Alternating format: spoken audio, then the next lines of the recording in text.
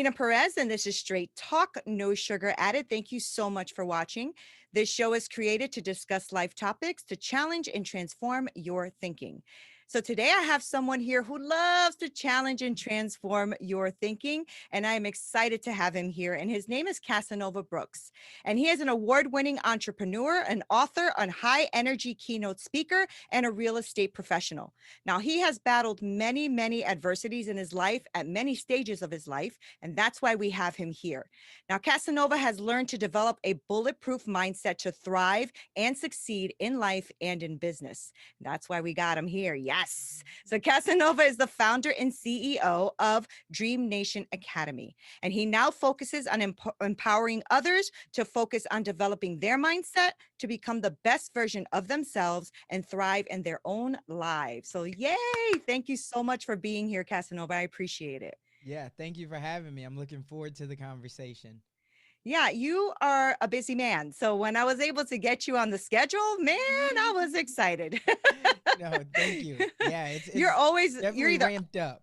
yeah, well, you're either on a podcast, doing a podcast, or you're doing your real estate. Like you are a busy dude, right? So Yeah, how are you? How are you doing? I'm good. I'm good. It's fast paced, but I'll tell you, one, because the real estate market, I am a full time agent as well as a full time investor. I have two podcasts. I have two young kids under the age of 10. My wife, we're pretty young, so she still wants my time, right? When you get older and then they don't want your time anymore, so you feel like you got freedom. They're like, I don't care where you That's go. funny.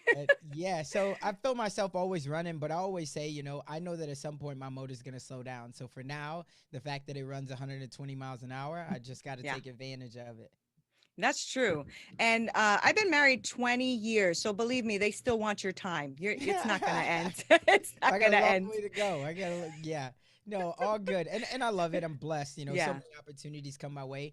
And for me, I don't look at a lot of the things I do as work, which could be a little bit of a downside because of the fact that I'm always building relationships with people. I'm always learning about other Right. people's stories.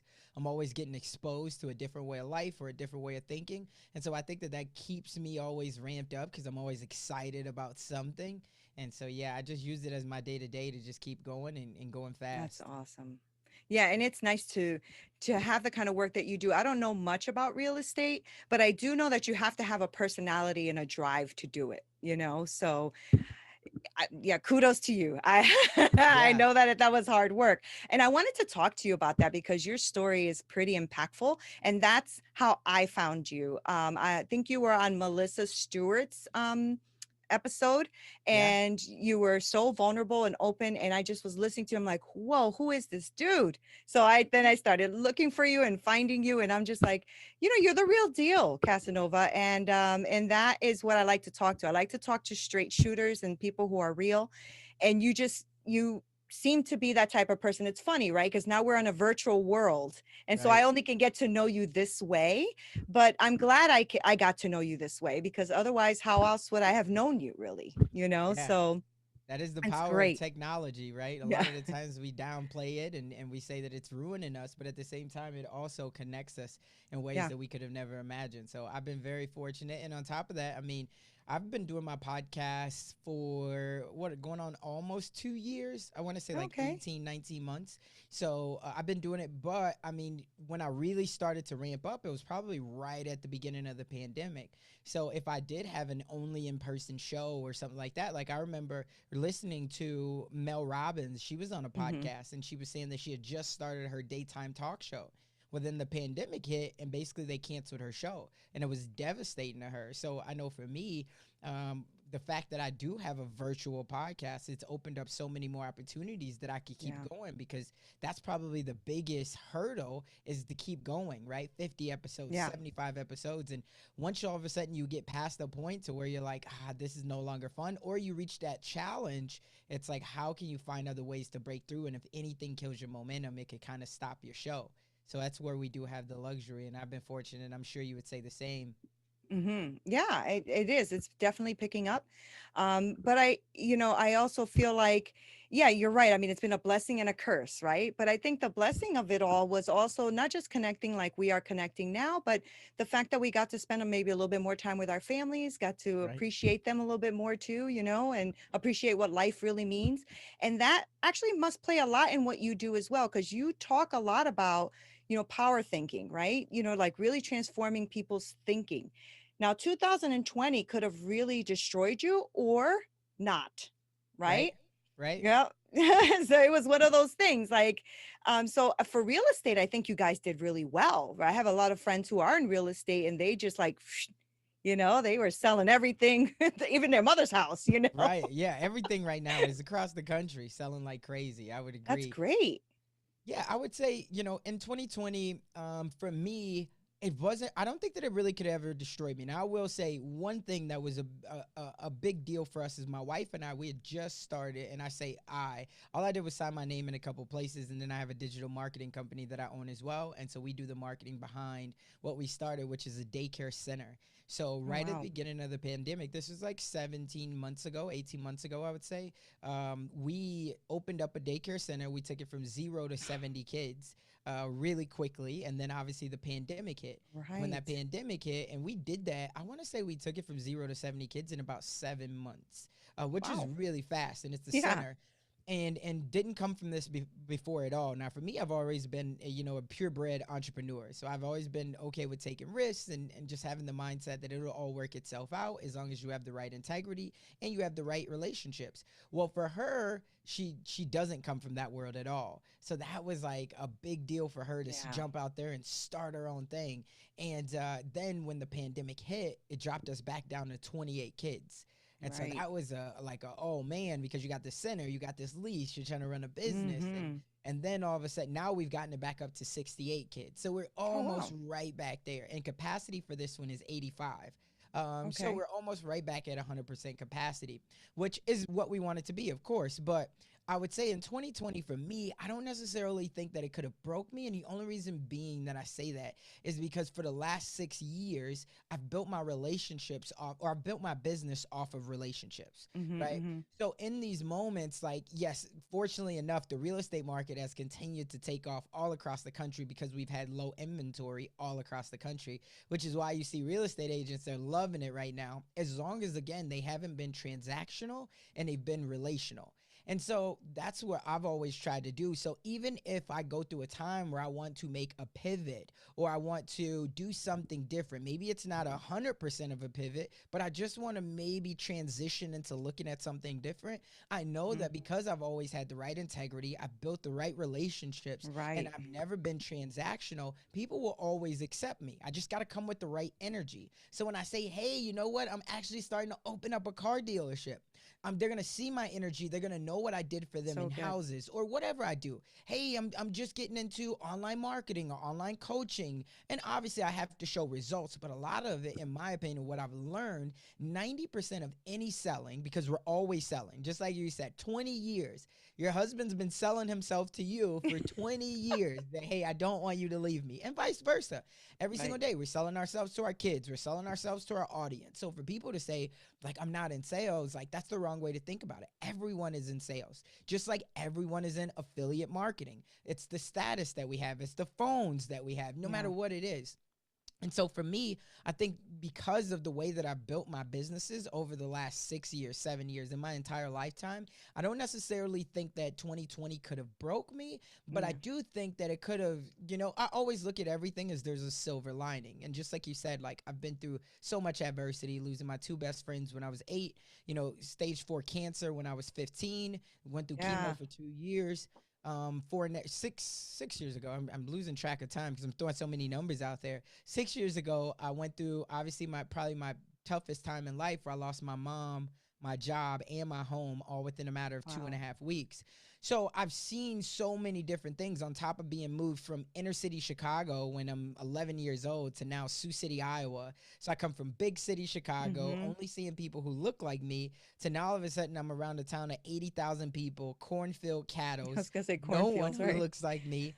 but there's always been a silver lining, right? And a lot of the times when we go through adversity, one thing that I've always told myself, there's multiple things, but one is like, even when I get overwhelmed, like in 2020, right? You get Mhm. overwhelmed, and there's two things that come to my mind. Number one, Jim Rohn said, and I'm a huge fan of Jim Rohn. If anybody has not ever listened to him or read his books or listened to audio tapes, I would encourage you definitely to listen to it. But one thing that he said has always stuck to me. He said, "Don't wish that things were easier. Wish that you were stronger." Right? That's And good. I was like, Hmm. man, like that's right. And the second thing is, when people look at all these irons that I got in the fire, and I know most people, they live in like they got to focus on one thing and just do the one thing. And I think that there's merits to, depending on how you're wired. Not everything is for everyone.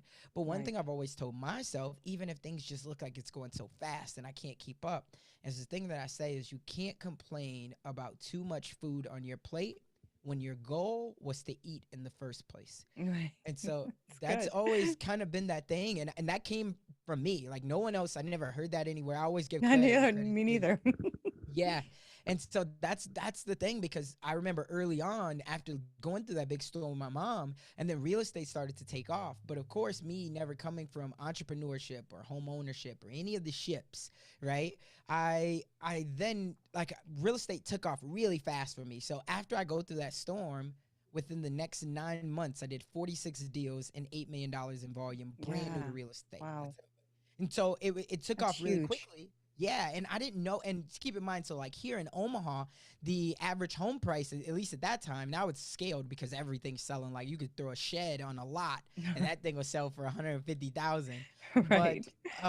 yeah, at that time, the average home price was like 187,000 here. Wow, that's a So lot of I homes was you sold. yeah, I had to hustle, right? I wasn't in California slanging like $2 million houses. Right. And so I was hustling, but I remember there was times where it was like, oh my God, like I'm running really fast. I'm showing houses. I don't know how to build a business. And that was what I would always tell myself. I'd be like, listen, you can't complain about too much food on your plate when your goal was to eat in the first place. And I'm like, you're right. Like, just keep going. And so that's what Hmm. I would say to people. And I know that's a lot for your question, but that's where, when I go for, could 2020 have broke me? I think the first thing is, again, I'm always focused on the long game, and Yeah. as long as I remain relational, right, and everything's based off of the relationship So true. and not transactional. I think that even when you go through a pandemic or you go through any type of adversity, it's the people that are not only going to pay for your services and make sure that you can get out and support you, but it's also those people who are going to mentally keep you afloat, to say, look, you've already built this. You can rebuild it again. You Hmm. can do Hmm. something different. What do you need? I got you. And so those are the ways that I always just try to build, like, everything that I do. Yeah, and relationships are super important because that also helps you with networking, right? Like they connect you with somebody you didn't know you could connect to with another person you connected to. Now, you've been through quite a bit in your life. So, how did you prevent yourself from getting stuck? Like, how did I know you said that inside of you was always like an entrepreneur, Mhm. right? I heard the story about your when you were young and your friends passing away, and I was very sad. And I can imagine that also caused a couple of hiccups in your growing up, right? I mean, I think we all go through these tragic moments. I Yeah. was just talking to someone who seems like they can't get their self out of their self. You know what I'm saying? They can't get out of Right. their own way. Right. How did you do that, Casanova? Like, what did you do to get yourself to move forward? Because you've lost quite a bit and you've battled cancer, right? Can you tell us a little bit about that story? Yeah, so yeah, there's a lot to unpack there. So I guess we'll start with the cancer piece. Basically, Yeah. when I was 15 years old, I was pretty popular. Now I'm in Sioux City, Iowa, so I'm pretty popular. Basketball, football, track, dance squad. I'm a normal kid though, right? I just mean popular in terms of like a little high school kid. Like, I had a lot of friends and it was fine. Mm-hmm. But then football season's just ending and basketball season just starting, and I wound up leaving football early because I was a little guy and I just didn't like getting hit. I loved to hit, and I'd always started up until my sophomore year, well, even in my sophomore year. But what I mean getting hit was like I was the running back because I was quick, I was shifty, but then on the other side, I was the starting safety. And so I would love to hit people, but when it came time for me to be the running back, I didn't like it. I was like, no, Right. I don't want to get hit. So anyway, I wound up leaving football, and that's just to paint that picture. But I then find myself just walking through the hallways, and out of nowhere, I just find myself having a hard time breathing. And I'm telling my buddies, I'm like, hey, man, I can't really breathe. And they're like, yeah, it's probably just because you left football early. Basketball's just starting up and you're probably just out of shape, because you left early. And I'm like, yeah, you're probably right. But then I was coming home and I was just taking naps. And my mom was just seeing, like, what's up with you? Like, this is uncharacteristic. And I'm like, I don't know. I'm just really tired. And she's like, okay, well, if it persists, we're going to go to the hospital. And I'm like, okay. Now, keep in mind, I was never ever sick as a child. Chicken pox, measles, coronavirus. Like, I was always pretty good. And so when it was time to go to the hospital, because it did persist for the next couple of days, I didn't really think nothing of it. Now, keep in mind as well, all I was thinking of is what I saw on TV. I was thinking I was going to get a hot nurse. I was going to get sponge baths, video games, candy, and like I'd be home in a couple of days. A And so I was teenager's dream. right. I was like, yeah, it'll be fine. And then I get there and they like, hey, you know what? We're going to run some tests. And then later on that night, I remember it was like 11 o'clock at night. They come back in and they say, hey, you know what? We got public transportation. We're actually going to ship you guys to the other side of the state, University of Iowa. And my mom is just like, well, like, what's up? And they're like, we think it might be a little bit more serious. And they're like, well, what's more serious? And they say, we think he might have cancer. And I just remember my grandma going, whoa. And then so, yep, next morning, 6 a.m., I'm over at now on the other side of the state at the University of Iowa, and they run all these tests, and it comes back that stage 4, I was 2 weeks away from death. They said I could have just died in my sleep because it was all throughout my body. And so that was obviously a huge turning point for me because I went from thinking I was healthy and everything was fine to not knowing that, yeah, a couple weeks later, I could have just died naturally. And so it was a crazy time, but when we look at like how have I always been able to pull myself out of things like this, I think first off it started with my mom and grandma. And the reason why I say that is because they were always the heart. They were always that never let them see you sweat mentality. Because when people ask like, what was my mom and grandma going through? I'll be honest, I was so young that I didn't know. Right. I didn't know what they were going through. I just knew that every single day they were, as my mom would always say, robbing Peter to pay Paul. And they were showing up for me every day. So I had no choice but to continue to show up. And then on top of that, I think at that moment, me being in high school, I was always looked at as a victor because I was popular, things were fine. So I didn't like the feeling. And this even goes back to when I was 8 years old and I lost my 2 best friends. I went from everything was normal to now all of a sudden all the eyeballs were on me and it was like I was a victim. And I didn't like that. I didn't like and I was like, no, I'm gonna be fine. Like I'm good, right? I'm strong. And that was, I think, where it started from. So that was where the habits and everything that I always wanted to show, like, I'm okay, I'm strong, right? And it's just like, if you think about it, kids, and I have 2 young kids under the age of 10. My son is 9 and my daughter is 3. Now, any kid that you can think of, they're all very headstrong. Think about it. When they first start learning how to do anything, I can do it. I can do it. And then, like, even opening the juice, right? My daughter goes to this now, opening Capri Sun, I can do it. And she'll figure it out, right? But I guess since I was so young, when I experienced this adversity, I just held on to that I can do it. Like, I can do it. And so even at those moments where people are like, oh, are you okay? Like, how are you feeling? And I was just like, and keep in mind, I was already starting to mentally develop myself. And this is why I say anybody who's going through adversity or challenges, like every single day, it's like a muscle. Because keep in mind, my dad was never in my life. Right. And so like for me, I was the only child on my mom's side. But last I knew, I had 13 brothers and sisters on my dad's side. But he never did anything to bridge the gap of the relationships. And so there was countless times, and we won't go too deep into it, but there was countless times where like he left me thinking that he was going to come and get me a day or he was going to come visit, and he never did. Right. There was one time that was just like the movies. I was living in Sioux City, and I came back for the summer to Chicago, and I was staying with my cousin, and it was freshman year. And there was a high school party, and she's like, hey, you want to go to this party with us? Because I'm staying there with her and her mom and everything. And I'm like, nah, because my mom had just got my dad on the phone earlier that day and said, hey, Cass is in town today. You should pick him up, go see him, just see. So she wound up connecting us on a 3-way call. And he's like, yeah, what's up? He's like, all right, when I get done working, I'm going to come get you. And then I was like, all right, cool. So when my cousin tells me about this party, I'm like, nah, my dad's going to come and get me. And I'm a freshman. And then she's like, are you sure? And I'm like, yeah, he's coming. I just talked to him. And she's like, all right. So all of a sudden, you know how it goes. 6 o'clock comes around. He doesn't come. 7 o'clock doesn't come. 10 o'clock doesn't come.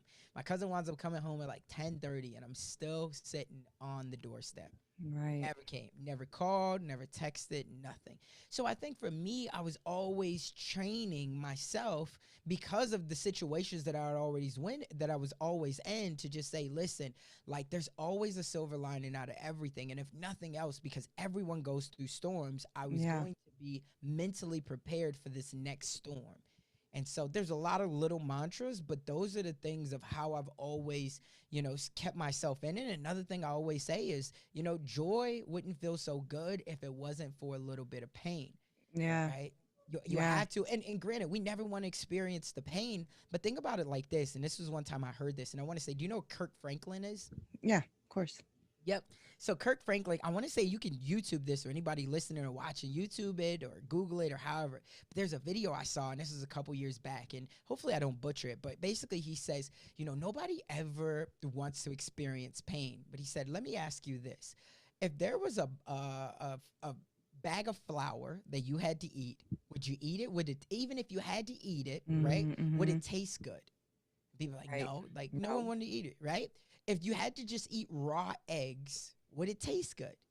Like no, like nobody want to just eat raw eggs, right? Right. If you had to just eat flour, or I said flour, eggs, whatever Butter. was in it. What'd you say? Butter. Butter, exactly, right? I think you know where I'm going with it. But butter, Yeah. would it taste good? No. Individually, all of those suck, right? Yeah. But you need all of those ingredients to make the most beautiful and moist cake that there is. We all That's right. love the end That's result. right. And so for me, I guess I've always thought like individually, but at the end of the day, we also understand that not only pressure, it busts pipes. And every day we're under some type of pressure. It busts pipes, but at the same Mm-hmm. time, Mm-hmm. it creates beautiful diamonds. And so for So me, I've true. tried to ask myself so many times, like when I get down in my ruts, I say, listen, are you a busted pipe or are you a beautiful diamond? And I Right. always answer, like, I'm a beautiful diamond. And everyone is. Sometimes you just need a little bit of rain to wash off the dirt and show your crystals, That's right. That's right? so good. You said so much. It's so good. Because I think that one of the challenges that a lot of people have, at least a lot of people that I've been talking to, is that they can't seem to get that part of it, right? That bad things do happen, but everything works together, right? And Mm-hmm. so, and I love what you just talked about, the rain, taking out the rust, and you'll see the diamonds. The truth is I think we are in control of what we're going to think and not think, right? Right, I don't think we can control the thoughts. I think thoughts sometimes just come and they just come, but what are you going to do with that thought? You right, know, right. I agree with you 100%. So is that what you are building here with Dream Nation? Is that what Dream Nation is about? Are you, transforming people's mindset to start thinking differently? Yeah, so Dream Nation is definitely it's a community, and why I created it was because I believe that everything starts with a dream. When people hear my Mm-hmm. story and they see all of the different things that we've been able to build, and I say we as my wife and I, we've been able to build, even with my podcast, both of them, I always say everything starts with a dream. And those of us who dare to dream while the rest of the world is settling for what society tells us is our reality, That's good. we're the ones who stand to Mm-hmm. be change makers, trailblazers, and ultimately we make this world a better place. And I'll tell you, there's one story that comes to my mind, and this just happened 2 nights ago, and it gave me chills. And so it's the first time I've told this story since then. But I used to always say for the last 2 years, I would say, CJ, for when this is probably like now he's 9, this is probably like 3 years ago. He really went through this phase where he was afraid of the dark, like right when we moved into our new home. He went through this phase where he was afraid of the dark, and our bedrooms are all upstairs. We had a 2-story home.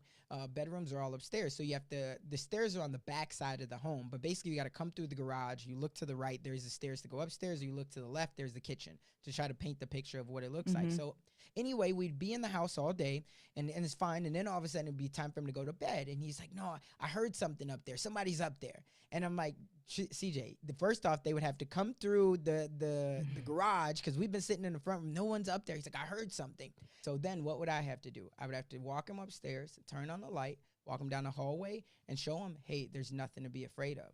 Well, my hope and my thoughts in that, because now my daughter's 3, and this Mm-hmm. just happened two Mm-hmm. nights ago, that we have a camera in her room, and CJ and her goes upstairs, and then she's like, I hear something, right? And CJ says to her, like, listen, there's nothing to be, because the bedrooms are right next door to each other. And he's like, Hmm. listen, there's nothing to be afraid of. I'm right here with you. There's nothing to be afraid of.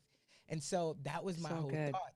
If I stood to be a change maker, a trailblazer, So that good. eventually someone would come after me. And I knew that my daughter would go through this, as all kids do. They go through that phase of where they're afraid of the dark. But if I did my job right, I wouldn't need to go upstairs. Her older brother would be the one to do it. And so that's exactly how it played out. And so it was That's so good. crazy because I told this story for the last 2 years when people would ask me what Dream Nation is about. And then just 2 days ago, it finally happened. And I was like, I knew it. I knew it. And so it's so powerful. But that's why I created Dream Nation. And it's because for me, here's what I know. I know that I've always been that person that when people ask me about my success and what do I believe is the keys to success, and I always say it comes down to the 3 E's. And if you want, I can tap into those. But one of those E's is exposure, right? And so for me, every time I've been exposed to something new, it's given me that kid feel, that it's allowed Mm, me to feel like that that it made me come alive again.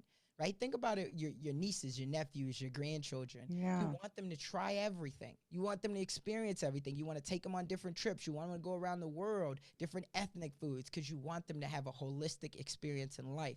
And so Right. that's my whole reason why I created Dream Nation Academy. It's, yes, mindset, because in the beginning, like, yes, you have to develop a skill set. It's something that provides value to the world, but it doesn't matter the skill set if you don't have the mindset to utilize it in the way that it needs to be, right? Because there's so much negativity and Yeah. pessimism in this world that you got to be the one that stays optimistic. And It's so good. that's why I created Dream Nation, and it's grown into obviously the podcast, the digital media company, the coaching. It's been so much, and it's been so fun. But that's where I created it. I wanted it to be something that could allow people to have access to the world's biggest and brightest minds, so they could be inspired, but at the same time, so they could have cutting edge strategies of what successful people has already done and how they could take it and implement it into their life. That's so good. And one of the things I remember is talking to a friend of mine a couple years ago, and she's like, I want what you have. I want what you have. I said, okay, are you willing to do everything I had to do to get what I have? Right. Because it hurt to get what I have, you know? And she's like, oh, I said, oh, you don't remember me being homeless. You don't remember me losing everything. You don't remember. And then she was like, oh, wait a minute. Maybe I don't want, everything you have. And I'm sure that, that's something you probably have to, overcome as well. Like people just, oh, you know what? You're Casanova Brooks. I want everything Casanova has. Right. But Casanova has been through some stuff. Right. Right. Right. And Yeah. it didn't come to you overnight. I mean, yeah, you're coaching people because you are coming from a place where life has coached you, Facts. right? That's Facts. so good. I Yeah. I really enjoy listening to you when you are having these conversations because you're so authentic, and you just say things the way they are. And I really appreciate that about you, Casanova. So if you're trying to impact people, I just want to let you know that you impact me.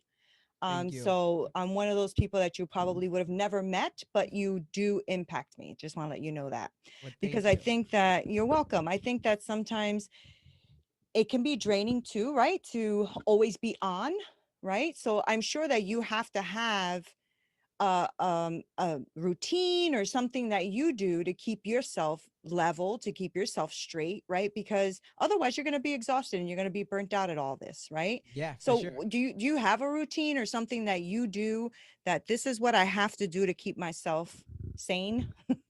Yeah, that's a great question. And if I'm being 100% honest, straight talk, no sugar, I don't. I don't. Oh, I think okay. when I get up in the morning, I always listen to something that's gonna pump me up in that Oh, morning. good. So whether that's Jim Rohn or books, things like that.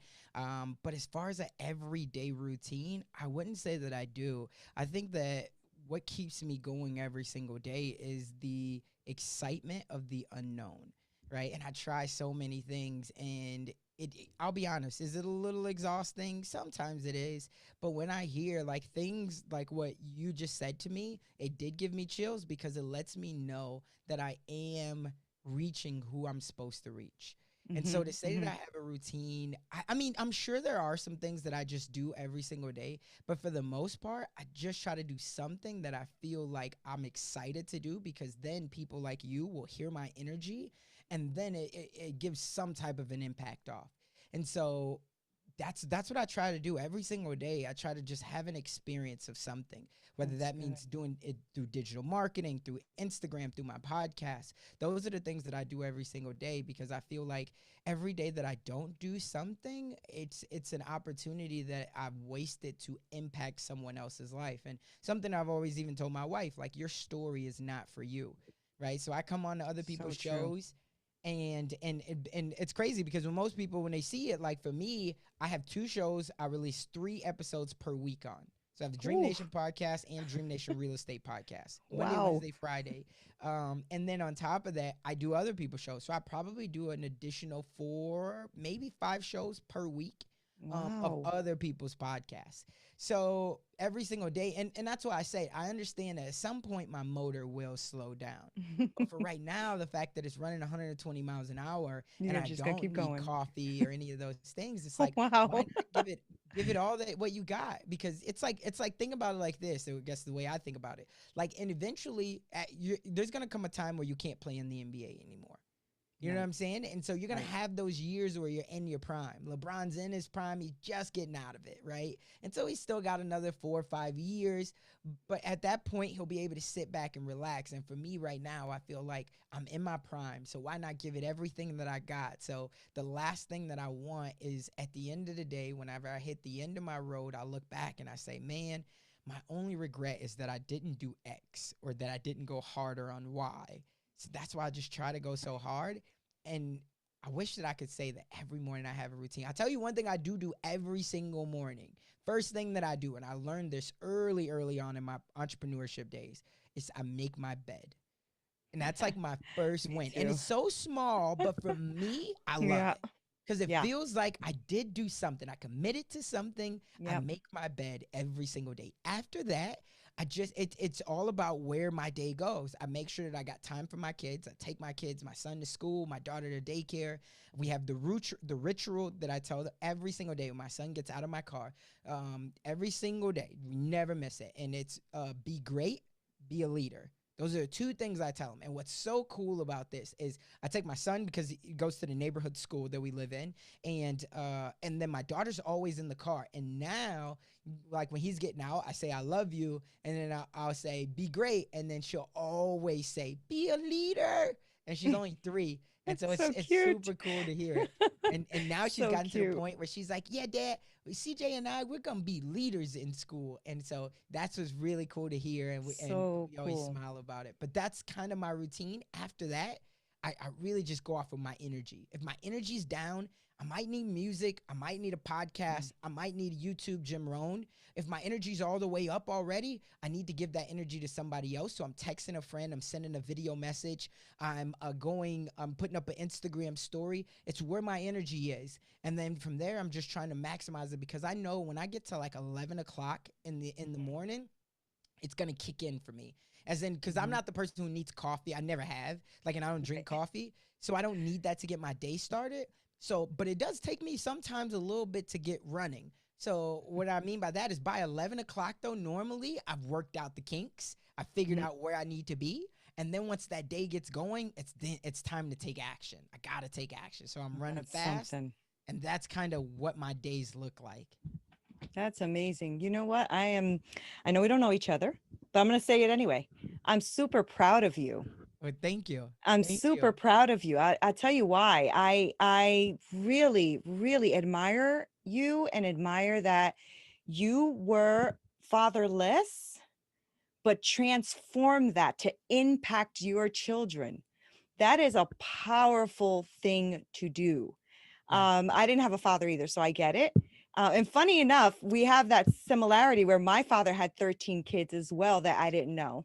Yeah. Yeah, Isn't and that funny? it's crazy, especially when when they don't want to build a relationship and they make a choice, right? Yeah, Because it could yeah, have been, there's so many things, and we don't have to go down that. But right, like I of said, course. they had a choice. You just like you said, thoughts can come into your head, but it's what you Yep, choose to do with it. And when they don't make the choice that they want to build a relationship with you, they didn't have to give monetary value. Like I'm just fine. And even now, the fact that my dad has never tried to even, reach out and talk Mm-hmm. to my son or my daughter and all those things. But it's okay, Yeah. because everything is a silver lining. And I have used that as fuel to make sure that Yeah. I am the father that I am today. And both of my kids being miracle babies. Yeah, that it's been a fun journey. And it's Yeah. it's crazy because I'm the only child. And so I've struggled, and I say that openly, but to like anybody who knows, if you're an only child, you struggle to share. You struggle Yeah. to not get your way. And so I've had to be so submissive, especially to my daughter. Because she just like CJ, my son, he's always been high energy, but cool, calm, collected. One of the nicest kids you can ever meet. And so he plays basketball. So we're always trying to get him to find that Kobe mentality. And he plays Right. all year round. Like he's a third grader, but and we play at a select program, Wow. probably top program in Nebraska. And he's the only kid in the entire program who played up a grade level this past year. Wow. So he just got finished. So I mean, he's really good. If you ever look at my stories or anything like that and you watch him I playing, will. but we've struggled to get him, like his favorite player is Steph Curry. He kind of looks like him a little bit. He's light complexion and he just loves to shoot the ball. He is a great shot. But we like forget him to take over a game, become that like lion. I always tell him, I learned this from Kobe. He's like, listen, you could either be a lion or you could be a gazelle.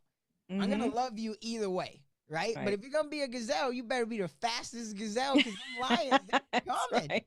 right? And so That's I right. always say that to CJ, and so trying to get him, but I say all of that because that gives you a perception of like CJ. He's just nice. He's a good kid, great grades, leader, nice.